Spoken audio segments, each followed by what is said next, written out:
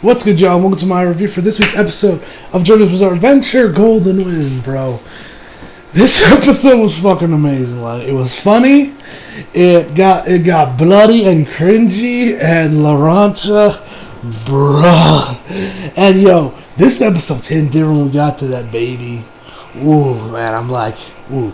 There's one thing Araki's good at. It's giving his villains nuclear heat. If he ain't having them if he ain't having them kill animals, it's what they did in this episode when we found out that dude's one of those guys that stands. So yeah, without further ado, guys, let's just jump right in. Also, guys, tonight's also Takeover, so your boy's also excited for that. So there's a delay in this review, and ends up coming out later tonight.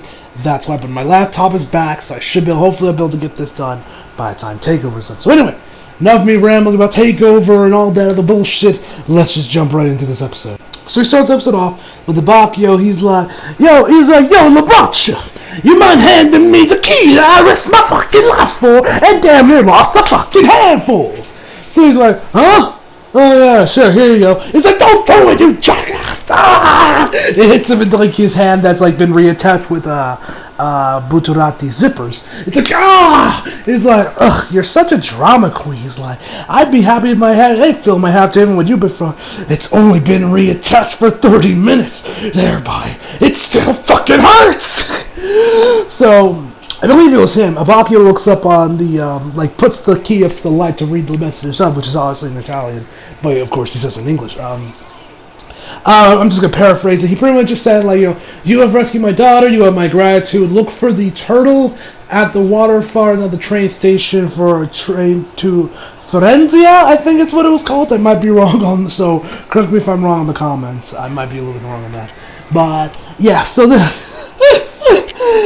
oh my god, man, bruh. So then we go back to the back seat. You got Buturati asking Mista, hey, is the coast clear? Are we good? And the train leaves in 10 minutes. He says, yeah, man, we're cool. It looks like we're good, but probably the train says it's going to be crawling with the rats ready to snitch, which is very true. As we found out in the episode, there were a couple of the guys already there waiting for them. So then we got Fugo. He has like a little monologue where he says, he feels bad for Trish, and that she must be scared, all having a target on her back, from an estranged father, must suck. Then we got Mista. Mista wraps his arm around his neck. He's like, I feel you, Fugo. He like legit whispers in his ear, but he's like, but I've been paying attention to our lively little friends there. How you doing, man? You know what I'm saying? And he's like, and then we get a close up of Trish's tits. And then Fugo's like, ooh. The man starts to sweat a little bit. Man starts to sweat. He's like, no, of course not. Of course I'm not looking at those. And then first time I gotta ask, why the hell isn't any of these guys wearing fucking seatbelts? That's my first question I have to ask, ladies and gentlemen. But my second question, but then, I forgot. I think Giorno was driving, I think Giorno was driving actually, or it might have been, yeah, I'm pretty sure Giorno was driving. I don't think we actually saw the driver. But anyway, the car turns into the other lane. And mixed the turning, Fugo falls off his seat and his head lands directly in between her tits. Lucky bastard, that'll probably be in the thumbnail. That will probably low-key be in the thumbnail, guys. So, you'll know when I watch the video if I put it in the thumbnail or not. Anyway.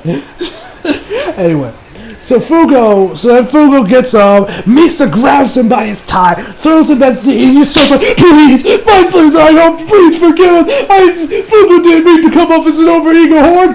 I know it must be wrong, but please don't tell the boss. He's like begging and pleading that Fugo and the others don't have to feel the boss's wrath because, they might have low-key kind of sections of me because, he tried to get in to get some action going on there, ladies and gentlemen. So then he's like, then Fugo tries to defend himself, like, what the hell are you doing? Stop that. I was just bracing for impact, yet you make it sound like I was trying to cop a field. Like, it ain't helping nobody. So then, we head back to the train station. Once we're there, we see Pesci and the other guy. I forget the dude's name, and I turned the closed caption on to know what his name was. I'm not even gonna try to pronounce it, so yeah, I'll just call him Big Bro because that's what Pesci calls him. So you got the two. Pesci's going on the chinless wonder, Pesci. James Ellsworth's long lost Italian brother, Pesci.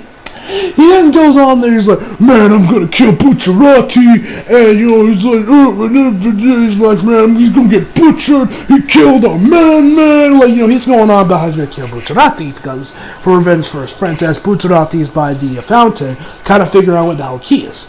Big Bro, or whatever the dude's name is, the guy, I'll just call him Blondie.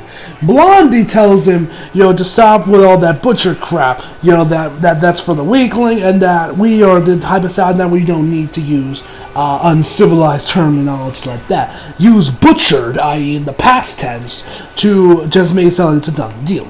Because that's what he said, once those words are in our mind, the job is already done. So he just tells him to use it in the past tense. And he tells Pesci to go into the train and go out to the front where Bucciarati is, while he walks toward them and they're going to cut him off. So that's their plan.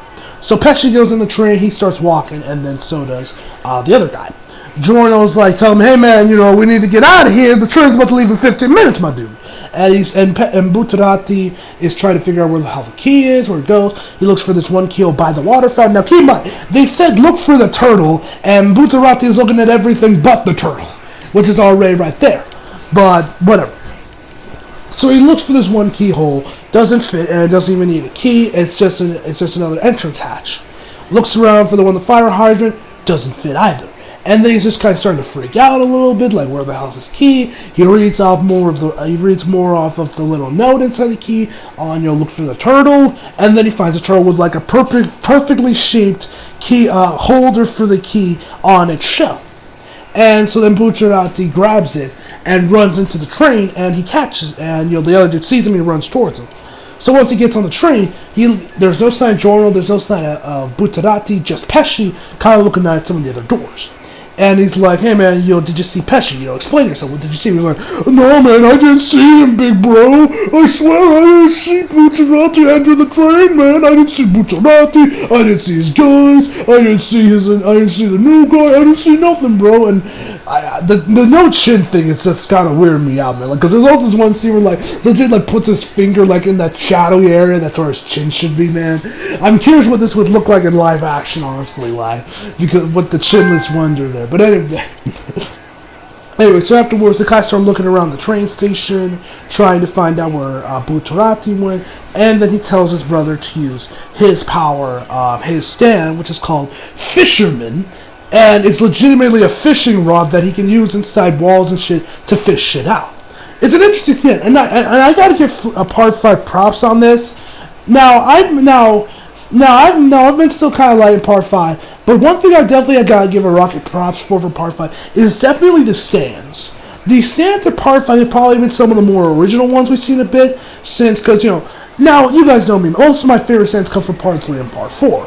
But I gotta give a rocket props for Part 5, because there's a lot more creativity, and isn't just using the same skill or skin of Star Platinum, and then just reskinning with different abilities, you had, the hand, you had, echoes, or reverb, You have that one, you have Killer Queen, and a bunch of the other stands that are in Part 3 and Part 4. So instead of Part 4, they were pretty much all short range, beat 'em up stands with maybe one or two special abilities to them. That was the majority of the stands we saw in Part 4. With the occasional maybe really creative one here or there, but most of them were still using the Star Platinum template. Now we still have a couple of those stands here, with of course, Giorno stand, Bucciarati stand, and Fugo stand. But we had a lot more creativity. We have Larancha stand, which is a plane. You got of course Sex Pistols. You got the fishing rod or the fisherman, and you got the other guy stand, which we see later on, and his ability. So I gotta give a major props around. And I know parts of those can get really creative because I know they use like CDs for core. That they have like these CDs that give people stands that I've seen a couple times from like other videos I've seen. So I gotta give a rocket props for like these next 2 parts. It's starting to get really creative with the stands. But then again, part 4 was definitely very traditional. Was a very transitional kind of part, more or less with the art style. You can see it definitely trying to transition from the big buff style to more of a slim down. Let's make these look like actual humans, type art style. Anyway, just wanted to throw that out there because I've been really, because that's something I've been noticing when watching part 5 is how creative the stands have been. So I gotta give major props to my man Rocky for that. So then a bell or whatever you want to call it goes off, insinuating or telling that hey, the train's about to go.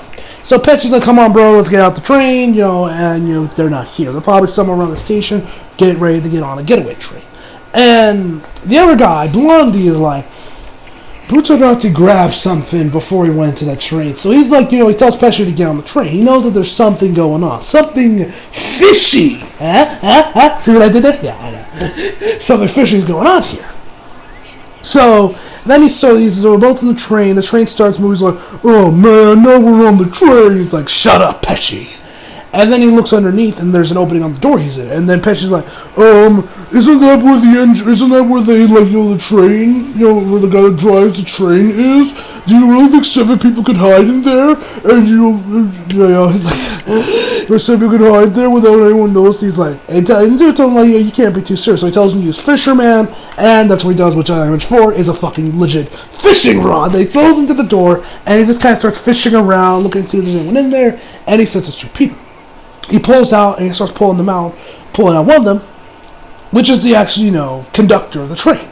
So he's like, oh, and then they just kind of talk for a minute. The dude's still connected, like the dude, the dude's like fishing line or whatever you want to call it, the hook of the fishing line is legit like stuck onto the dude's like mouth, like the side of his mouth. He's just like, just like with his mouth like that, man. It must be fucking painful.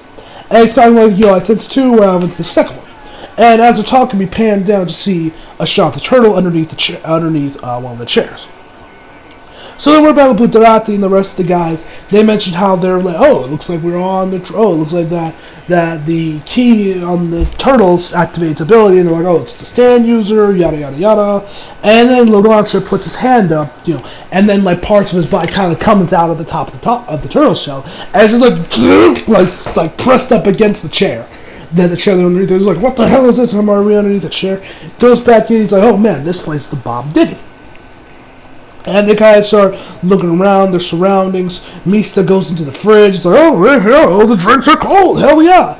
And then, so after they go that on for a bit, we then head back over to the train with Pesci and the other guy.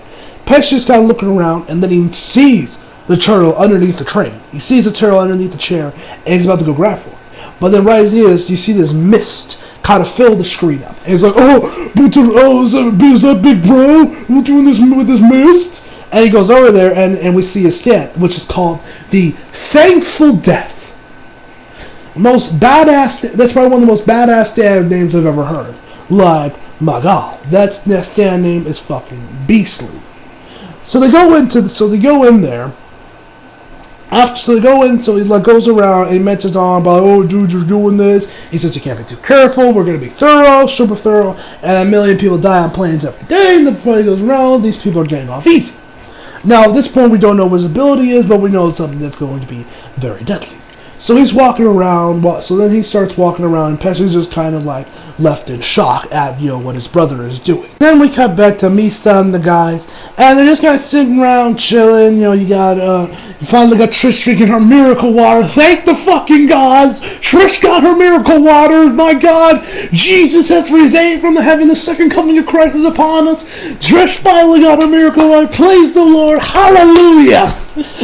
So then you got Mista and Laurentius kind of like looking at the steel to make sure no one's coming in, and Mista just goes over to the fridge and asks, hey Mista, or not Mista, he says, hey Laurentius, you want something to drink? And Laurentius just kind of standing at the ceiling, and you can like faint, if you listen carefully, you can like faintly hear snoring. So I don't know if Laurentius secretly like sleep, is one of those people that can sleep with his eyes open, or the dude was just like trapped in a daze. Either way, he doesn't hear Mista for a bit. They start to hear me. He's like, "What? What did you say?" Like, he's cupping his ear. He's like, "What?" You know, like some old man. And he's like, "Hey," I said, "Did you want a drink? We got nothing. We got cola. We got pineapple juice. We got apple juice. Yeah, they also mentioned some other stuff. They got mineral water, sparkling water. You know, they got. That's why I don't know. Didn't mention anything about beers, but he did say they got the cola. So he's just kind of like, ugh. And then he also tells him, you know, that he could use some shut-eye. He's definitely seen some everything. He's like, "Yeah, man, you're right. I'm starting to feel achy. I'm gonna go pop a squat," which I don't think I've ever actually heard anyone in the last 5 years ever say "pop a squat." Then again, this anime takes place in the 90s, so I guess it ain't completely out of the norm, out of ordinary, at least in the context of the series, for someone to be saying "popping a squat." Anyway. Anyway. So he asks him, like, you know, what does he want to eat? And he says something dry. And Misa's like, "Did you hear what I just said? We only got cold shit here, fam. Does your brain go bad when you start talking to people?" He's like, "I think I'll have this banana," which this banana became the highlight of the episode. We'll talk more about that goddamn banana, man. And then he starts getting older. Ugh. And at this point, now right here, he sees two magazines. And I can't tell this dude's fucking horny, or high, or both. The dude's like, "Oh, man." He's like rubbing his finger against the covers of the magazine. One has a garden, another one got some blonde chick on. It's like, "Oh, man, what I want to do, go into the garden and eat it, and just daydream about the good old days." Licks his finger and just opens the magazine up that way. And Misa's like, "Ew, gross, almost just spit all over the magazine." And he's just like, and he just keeps going on and on and on. And the dude just starts getting older. And this is when he's just like, "What? What did you say, Misa?" At this point in the episode, I just started laughing uncontrollably. This might be a repeat of when I was reviewing Star Wars Crusaders, and we got to the part where fucking Dio was ripping that guy a new one, the guy with the teeth. He ripped his front teeth out and everything, and your boy was laughing fucking asses so much so that I had to cut in the middle of recording just and recuperate retain myself just to finish the review. This might happen again, ladies and gentlemen. I'm not gonna lie with this scene, but so he's going on, but like, "Huh? What did you say, Mister?" Like, he's just starting to get older, his hair's starting to go gray and everything.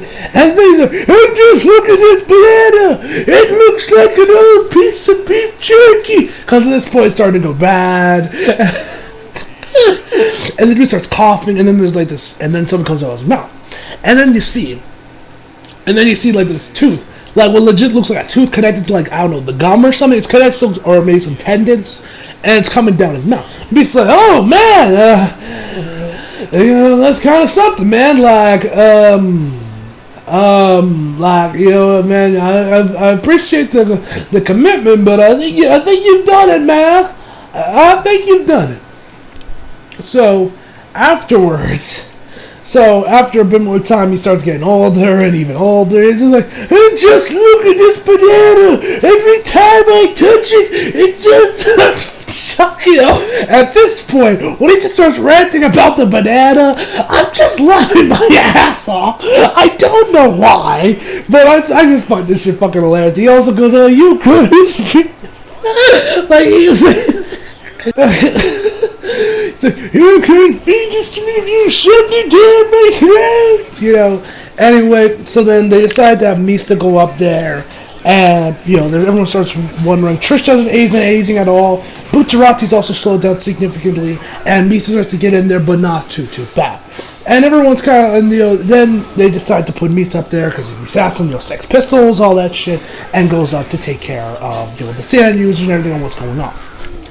So, afterwards, after they decide almost on Misa's about to go up there, then Joe's like, "Wait, stop, Misa, do not get so hasty."